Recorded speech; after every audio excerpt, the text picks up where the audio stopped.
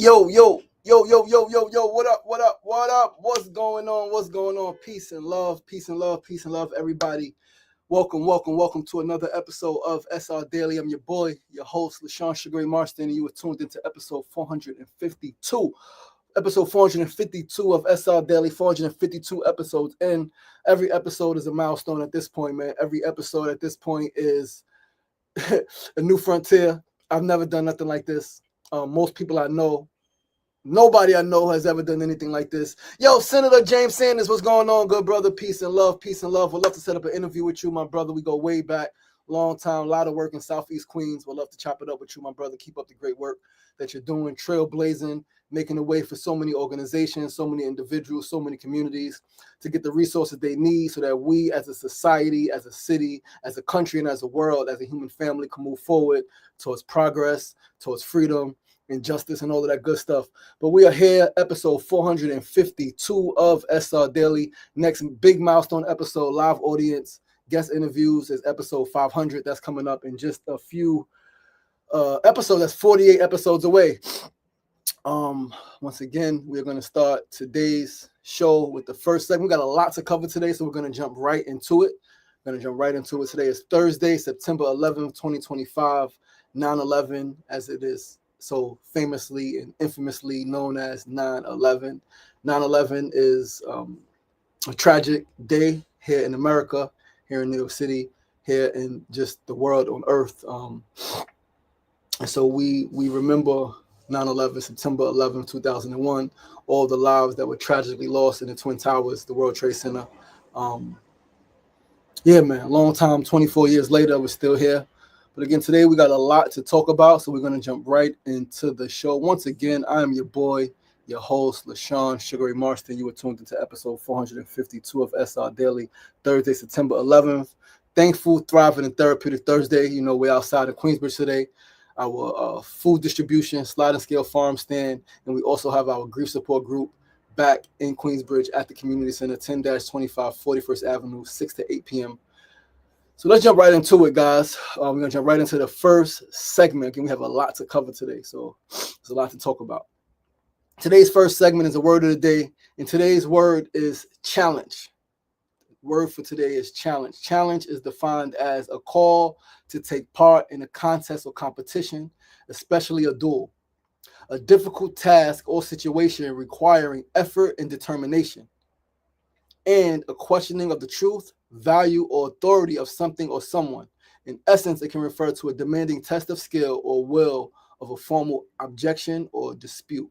Once again, today's word of the day is challenge. Challenge is defined as a call to take part in a contest or competition, especially a duel. If someone challenges you to a basketball game, to a football game, to a game of chess, to a game of Scrabble, challenges you to a race, challenges you to a fight, right? But also a difficult task or situation requiring effort and determination. So if it's a difficult task or situation by itself, it's just a difficult task or situation. But when it requires effort and determination, it's a challenge, right? And a questioning of truth, to challenge somebody's truth. You said that Black people aren't strong or that Black people are dumb.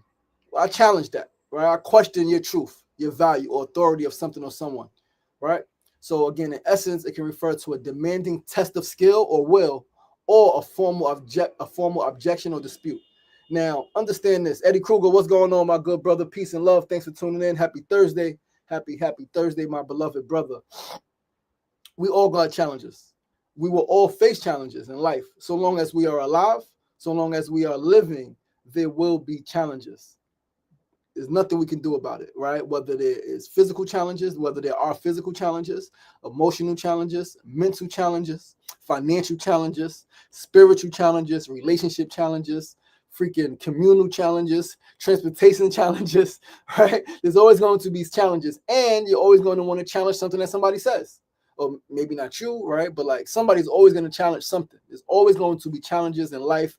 Get used to it. Stop crying because there are challenges. Right? Like, or cry, but still handle them. Because it's okay to cry, but still handle the challenges. Right? Do not cower in the face of these challenges. Do not cower in the face of these challenges. No, Again, the very definition states basically that a challenge is not much more than a situation encouraging growth and requiring effort and determination. Challenges are here to propel you. Again, when you have the perspective that you are one with the divine, you are one with God, you are inseparable from that which is eternal, right? That which is universal. You understand, overstand, and understand that life is not happening to you, regardless of how it feels. It's happening for you. It is challenging you to grow, to be better, right? To be wiser, to be stronger, to be more compassionate, to be more aware, right? To be more discerning, right? To have more discernment, better discernment, right? To be a better judge of character, to better manage your finances, right? To be a better communicator. It's challenging you to grow. Challenges challenge you to grow, exactly what it says, right? And they require effort and determination. How bad do you want it? Again, I used to ask the question at Toro College when we was doing our mentoring group, Real Men Mentoring Group with Sledge Group. Never forget, week after week, I would write and ask the question, what do you want?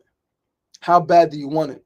What are you doing or willing to do to get it? What are you willing to sacrifice to get it? What are you willing to endure to get what you want? Are you willing to endure all of the ridicule, all of the tough moments, all of the late nights, early mornings, right? All of the ostracization. Are you willing to endure all of that to see your dreams come true? Some of us are, the reality, some of us aren't, right? But this is when knowing who you are, right? It's the same question. Who you are, where you come from, what you're made of, and where you go comes into play. Who are you? Me, I'm World Healer. Where I come from? I come from the sun, the moon, and the stars. I'm eternal, right? What am I made of, right? Or let's even go back. Where do I come from? I come from my mother and my father. I come from my parents who are warriors, right? What am I made of? I'm made of everything that the sun, moon, and stars are made. I'm made of all of the elements that are found in nature. And where do I want to go? It's a paradise, back to heaven. So rise up and handle it, right? Tupac said, keep your chest up, stick your chest up, keep your head up, stick your chest out, and handle it. Handle it, because what else you going to do? You going to fall? That's going to be challenging. Falling is challenging. Laying down, staying stagnant, being complacent is challenging. You know it. I know it. We know it. So both are hard. Do the hard thing, right? Do the thing that's harder to do, which is to press forward, which is to persist, which is to show more compassion, which is to be a little more patient, a little more understanding, to give a little more grace, right? Than maybe is deserved. That's challenging, but that's exactly why you must do it. All right, so rise the fuck up and handle that shit, right? Handle it. Mona Love, what's up, baby? Peace and love, baby girl. Happy, thankful, therapeutic, and thriving Thursday. Sefu Sankofa, big brother, peace and love. Listen, man, we coming to the crib soon, player. You heard? We are coming to the crib soon, my guy. See you soon, player. Ha ha, big bro. I love you. Let's move right along to our second segment of the day. Today's second segment, Nissan News of the Day. My voice is already breaking up. Again, mentioning 9/11. So 9/11, again, to much of America, to much of the world, symbolizes a tragedy that struck in New York, Twin Towers, 9/11/01. But 9/11, for a lot of us in New York City and around the country, specifically Queensbridge and Harlem, we remember 9/11 differently. 9/11, 2011.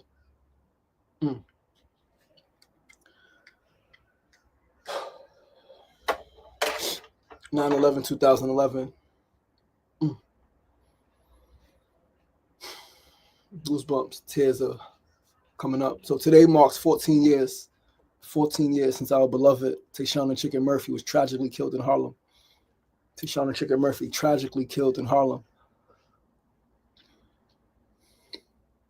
She was a daughter, a sister, a cousin, a niece, an aunt, and a friend to so many of us. She was a beautiful human being and an absolutely incredible basketball player. And she was a pretty talented rapper too. She rapped. I got one of her raps on my camera, on my YouTube, my old YouTube page. I caught her rapping one night. She came through my block, right? Tashana Chicken used to, she was one of those kids on the block, right? When I was hustling, when I was in the streets. Yo, you got $1? Yo, Ray, you got $1? Yo, you got $5? Yo, let me get $5. Yo, let me get $10. Yo, go to the store for me, Chicken. Yo, you and your friend go to the store. Yo, you got $10? $10. It costs a lot to go to the store now. All right. But yeah, one day when I first came home from prison, and first came home from prison, and I got into video production. I used to have my camera with me all the time, and one day, just once, I got a rapping. I was on my block, and she was walking through with her crew. They had the basketball, and she spit some bars for me.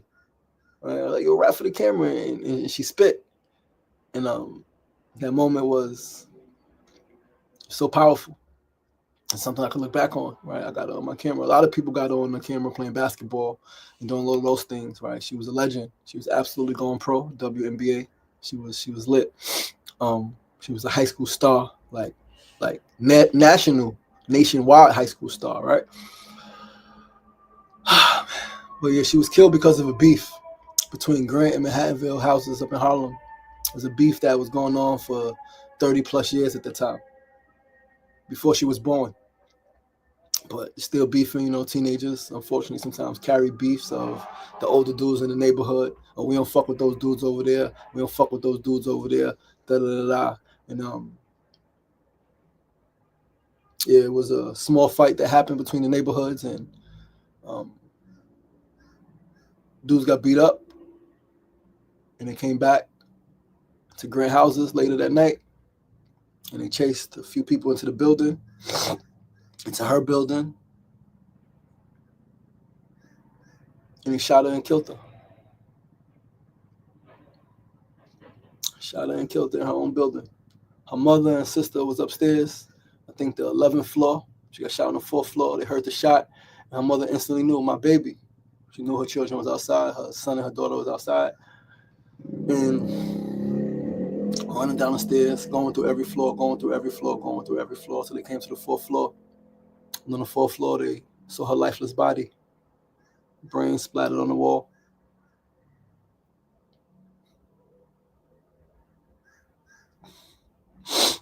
Never forget that call.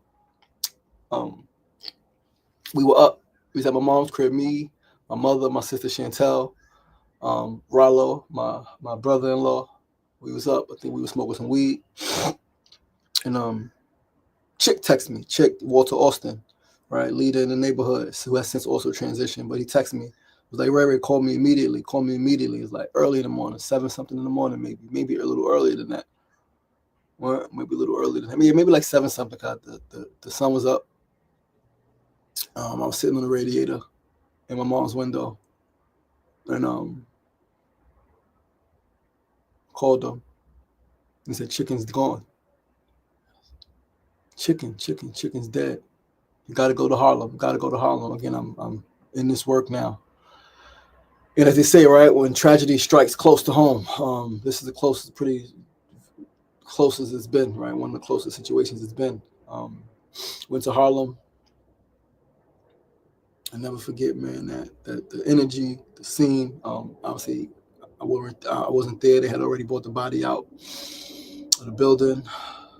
Mother and father walking just out of it. Yeah, man, that was a crazy day. Tragic day.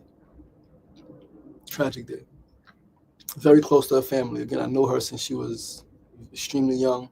My sister is her older sister's godmother. Again, close friend of the family. I know both her parents, all of her siblings.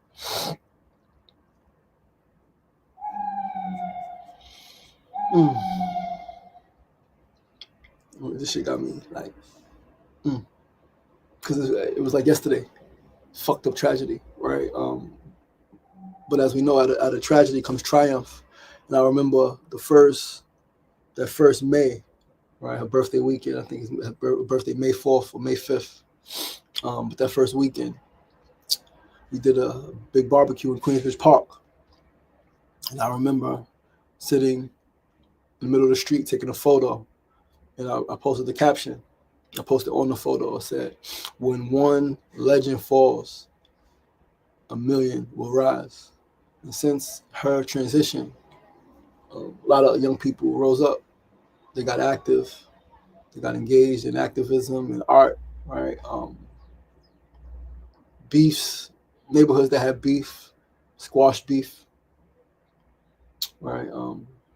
Her father, I remember, We did a all-white rally, all-white walk, right? All-white peace walk up in Harlem from Grant to Manhattanville. It was raining. Never forget, it was raining. And a bunch of us were just walking. And we came to the building that one of the guys had lived in that killed her. And I'll never forget Taylon, her father. He said something so profound. He said, yo, I'm sorry. I'm sorry. I love you guys. If I wasn't involved in the streets 30, 40 years ago, maybe this wouldn't have happened to my daughter. He said sorry, even though he didn't directly mislead any of those young people, even though his life was already different. But he apologized, and since then he has done so much work to mend the beef between the two neighborhoods, creating so many positive outlets up in Harlem, up in that neighborhood, up on Broadway. All right. And I remember being in trial. I remember going to trial, right? Young men went to trial. And I remember one of the young men, his mother wanted to hug Taylon. And a lot of people was against it, you know. Oh, her son killed Chicken. Taylon's so bigger than that. And he hugged her. And they went outside and they talked. Her son killed his daughter. And since then, he's been working side by side with her. They created a program, an initiative called Both Sides of the Gun. Because what happens a lot of times, somebody gets killed and all of the attention goes to the person who was murdered and their family, which is understandable. But we forget that the other family, right, also lost a loved one, especially if they are remorseful, if they are sorrowful, if they, right? And so that was this situation. Now, the other young man at the time wasn't so remorseful. His family blamed and all of that stuff. But Tyshawn Brockington, his mother, Miss Anita Brockington, they created Both Sides of the Gun, and they went to different community centers, different churches. They went to different neighborhoods in Harlem and throughout the city, and they spoke about the pain of loss and how it unites families. And it's both two sides to the gun. It's the side, yes, your loved one killed my loved one, but your life is also altered, right? Mother, she didn't put the gun in her son's hand and say, go kill that person, go kill that little girl, right? His little brother, who he would walk to school, had nothing to do with anything, right? His little boy, right? And one day his brother's walking into school, he's home, it's all good to him. And then the next day his brother's gone on a run. Don't know what happened. His brother's not there. And then next thing you know, his brother's in jail. It's two sides to the gun, man. So Taylon became one of my heroes, because when you talk about strength, when you talk about forgiveness, when you talk about like resiliency, when you talk about true love and godliness, Taylon has exhibited that every step of the way, right? Creating a foundation in his daughter's name, the TCMF, Tayshawn and Chicken Murphy Foundation, right? TCMF, I think it also stands for Together Communities Move Forward, right? He's since changed the name. But he's done incredible work, man, incredible work, right? Keeping youth basketball, right? We created the Ball and Peace, right? It's then since been, Brother Haran Hargrave has a similar movement. Right? No, I think Haran's is Ball and Four Piece, right? But we created the Ball and Peace tournament. And Taylon would bring girls from around the country, girl basketball teams from around the country, and they would play different parts of the city in her honor. That's what she loved to do, play basketball. I remember we did a demonstration in Queensbridge, and we had hundreds and hundreds of young people from all over come through.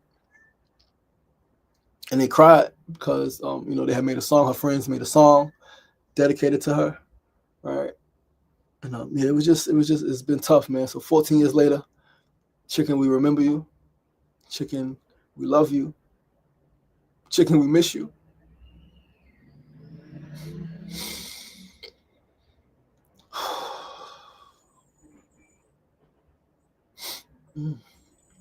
Damn. That's fucked up, yo. Fucked up, man. They said that somebody overheard when she was in the building. She ran in the building and she thought she was safe because she's a girl. They said she was like, I'm a girl, I ain't got nothing to do with that. And one of the guys said, "We don't give a fuck." And they shot her and killed her still in the head.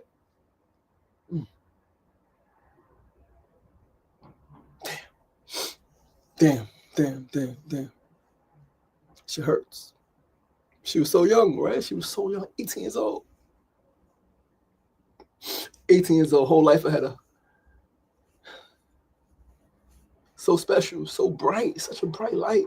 Her smile, her energy, it was like infectious. Like, no matter what was going on, when Chicken came around, you can't be mad because she make you laugh, right? Whether asking for $1, whether dribbling with a basketball, right? Chicken, let me see what you got, right? Like, oh man, she was incredible.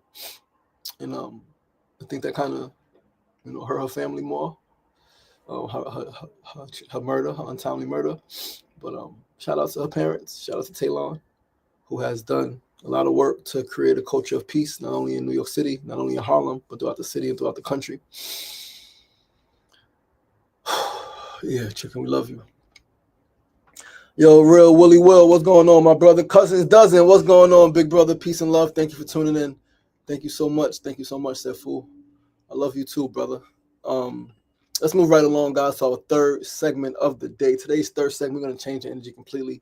Tip of the day. Today's tip is be sure to laugh. Be sure to laugh. And again, even thinking about Chicken, she made sure that everybody laughed around her. She danced. She's get light. Be sure to laugh, yo. Laughter heals. Literally, laughter heals, right? There's so much evidence on how laughter benefits us in so many freaking ways, right? Including physically, mentally, emotionally, and socially. Let's explore for a moment. I'll pull some stuff up, right? We're going to talk about laughter, benefits of laughter. So laughing provides a wide range of benefits, right? For physical, mental, and social well-being. A good, hearty laugh can boost your mood, strengthen your immune system, and bring your mind and body back into balance. Physical health benefits. Laughter relieves stress and relaxes the body. Laughter relieves physical tension and stress, and your muscles can remain relaxed for up to 45 minutes after. It also lowers levels of the stress hormone cortisol. It boosts immune function. By decreasing stress hormones and increasing immune cells and infection-fighting antibodies, laughter can improve your resistance to disease, improves heart health.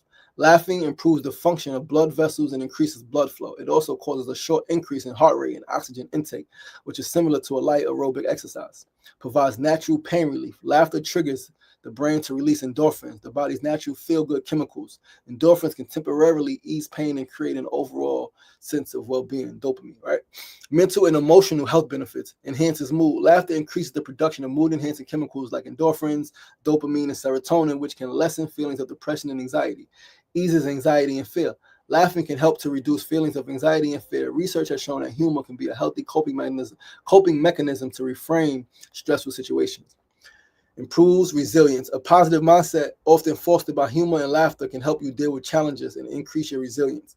Adds joy and energy. Humor and playfulness can improve your outlook and bring more joy and energy to your life.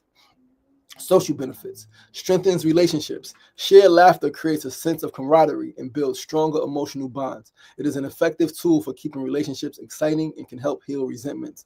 Mona and I laugh all the time at each other, at other things, right? We always laughing. Laughing is extremely beneficial. I try to make all of my friends laugh all the time, right? Regardless of what the dynamic is.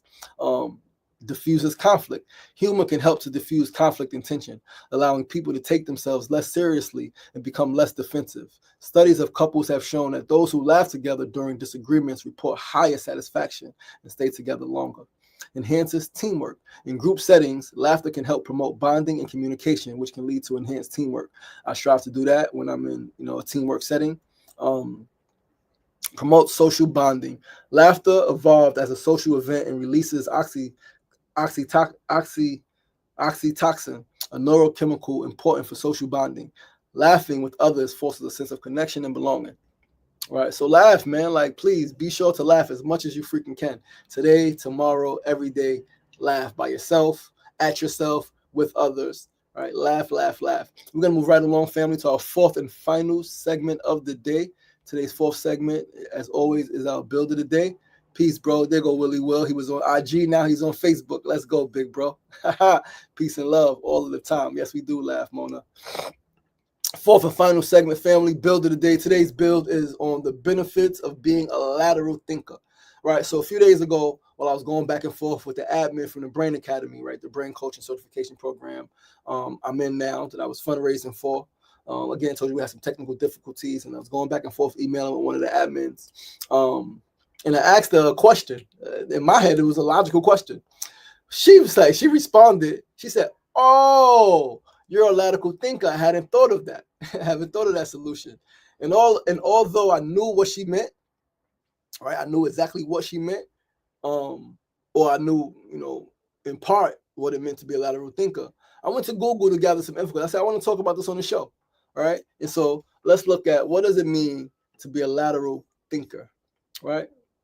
Hold on one second. Yes. What does it mean to be a lateral thinker? So a lateral thinker solves problems using an indirect, creative approach, moving beyond obvious or step-by-step logic to find innovative, non-traditional solutions. So I'm going to tell you guys, so it was an issue with the payment link, right? It was supposed to be one price, but it wasn't that price.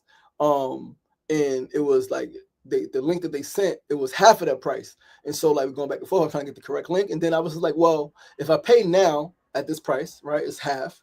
Can I then right after make another payment? Will it accept it? Right, as the same person, right, same thing. And that's just like your lateral thing, because it makes sense. Like, okay, we're having an issue. The link is not showing the full price of the program; it's showing half of the price. So if I pay half twice back to back, it should be the whole thing, right? So yeah, she's like, "Oh, you're lateral thinking." In my head, it's the way I think, but I understand that a lot of people don't think like that. She was trying to find a link. To get the correct link. She's not a tech person, so she was like, "We got to wait till tomorrow till the tech people wake up, and then they can help you figure it out." And I was like, well, if I just do this, doesn't make sense, right? So anyway, the term lateral thinker was coined by Edward de Bono. It involves challenging assumptions, questioning standard rules, and exploring new angles to make unexpected connections between ideas, often described as thinking outside of the box. That's all it means. Being a lateral thinker means that you think outside of the box, right? So key aspects of a lateral thinker: a creative approach. They use indirect and creative methods rather than just logic to approach problems. Non-linear thinking, right? Non-linear. I say linear. I think Kimona says linear, right? Non-linear thinking. Unlike traditional vertical thinking, which follows a linear progression, lateral thinking is non-linear and divergent, allowing for multiple ideas to be explored. Challenging assumptions. Lateral thinkers question underlying assumptions and dominant ideas to break free from traditional thought patterns, or as we say, morals and dogma, right? Or dogma, right? Which is just building off the ideas of the people who came before you without questioning them, right? It's dogma. Different perspectives. Lateral thinkers look at problems from radically new angles, sometimes even considering the opposite of a given situation. For example, again, I know I'm a lateral thinker, right? And I know what it meant, but I just wanted to say, you know what? Let's break this down a little bit more. So Queensbridge, right? Queensbridge, we're doing food distribution. People are coming with the grocery boxes, right? They got the big grocery boxes from USDA. They're giving people food. Great. It's powerful. But I'm like, well, what about the crackheads? What about the homeless people? What about the people on the streets? Or what about the people who are in shelters? Or what about the people who live with somebody who they don't feel comfortable cooking? Or they can't cook, right? Or there's no stove. You know how fucking public housing is. There's no gas, there's no stove. We need to get them food. So the boxes ain't going to help them. We need to get them cooked vegan food on the spot so they can take some bowls and they can eat right now and they can have some for later. That's how we started giving out the vegan bowls. Because it was like, okay, the grocery boxes are great, but that's very, right? Like, oh, take a grocery box. You should be thankful. It's like, no, what if I can't cook? I don't know how to cook. What if literally, physically, I'm not able to cook? What if I live on the streets? Am I not deserving of food? If it's for the community, shouldn't it be food for everybody in the community? Right? So then we started the hot vegan meals, right? Vegan bowls, right? We started ordering food. We got sponsorship from oh man, I can't remember who it is. Billie Eilish organization. I want to say something hunger, feed hunger, something. I can't even remember. But anyway, so unexpected connections, right? Let's finish reading. We're about to get out of here. Unexpected connections. The goal is to create novel connections between seemingly unrelated ideas to generate innovative solutions. How it contrasts with vertical thinking. So vertical thinking, also called linear thinking, is direct, logical. It moves step by step from one correct point to the next, requiring the correctness of each preceding step. Lateral thinking is the opposite, focusing on exploring possibilities and generating new ideas rather than following a single logical path. right? So an analogy for lateral thinking is an Encyclopedia Britannica that assumes people want well-researched encyclopedias edited by experts. A lateral thinker would challenge this assumption and consider the opposite, a free encyclopedia run by volunteers, leading to the development of Wikipedia, right? That's lateral thinking. And with that, guys, that is our show. Thank you guys so much for tuning in. Listen, I love you guys. I appreciate you guys. Today's show was a bit emotional as we remember Chicken. And today's a tough time. I mentioned on my Facebook and Instagram yesterday. I found out yesterday that it was the 7-year anniversary of a dear brother who transitioned. I didn't even know he transitioned until yesterday when a brother posted his picture. And I was like, whoa, no, that brother was in my house. I was in his home. I know that brother. So it's a tough moment. So I'm going to talk about this more in grief group because there's a lot inside. A lot of anger, right, at the brother who transitioned. All right. Yeah, it's a lot. So please come to grief group, right? If you're on this, if you normally come, we're back tonight. I got some other people that's supposed to come tonight. We're gonna pick it up. We're back for the fall, winter season, right? But listen, I love you guys. I appreciate you guys. Once again, I'm your boy, your host, LaShawn Sugar Ray Marston. You are tuned in to episode 452 of SR Daily. Please be sure to join us right back here tomorrow, same time, same place, 9 a.m. to 9:30 a.m. Facebook Live, YouTube Live, and of course, Instagram Live. Love you guys. I appreciate you guys. Remember, it's not getting knocked down that's the problem. It's staying down. So get up. The power is in you. As always, be kind to yourself and be kind to each other. I love you. Peace. Be great and make it a great one. Thank you, babe. Appreciate you. Cool.